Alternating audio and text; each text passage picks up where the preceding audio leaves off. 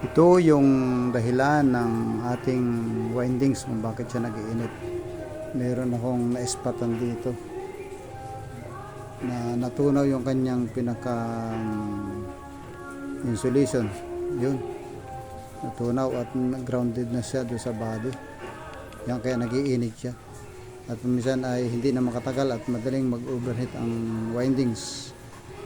Kaya yun ang naging dahilan. Nakita natin. I-check natin yung ibang mga wiring niya ay okay naman.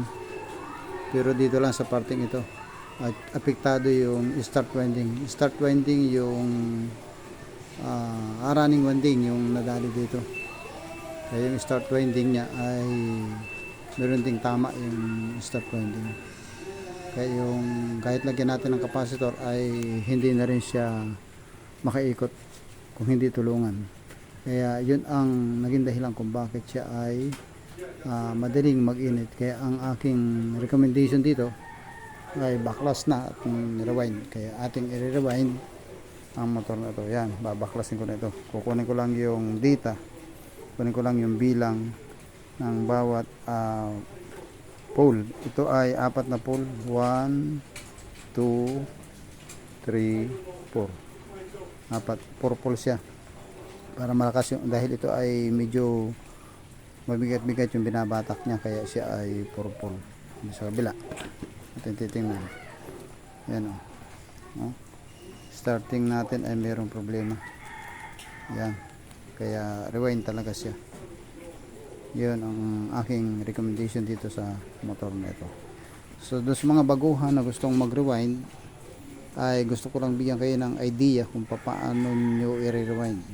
Unang-una, lagyan nyo ng position yung yan, kung saan nakaposition yung kawa, dahil ito ay may sadyang labasan doon sa pinakang frame nya para alam din nyo kung saan siya lalabas, no? Then yung marking din natin doon sa body para pag binalik natin ay tama din, babalik din siya doon sa dating position nya.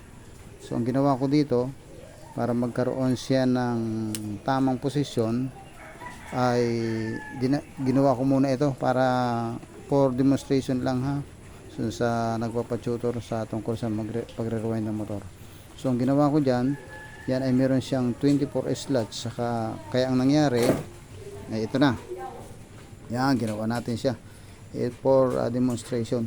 So yung running winding natin ay 2 coil ang per pole. 1, 2, 3, 4 starting winding. Edi kung ano yung running winding, ganun din yung starting winding natin kung ilang pole.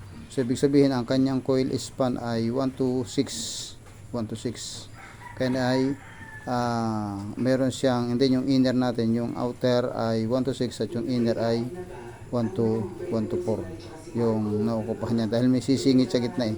So para hindi kayo malito, ito yung guide na gagawin ninyo sa mga bago magre-rewind. Pero pag kay master na, kahit wala na nito, pero sa gusto mag-aral ng motor winding, ito yung gagawin natin. So yan yung sistema at gusto kong ipaalam sa inyo sa magitan ng motor rewinding. Thank you.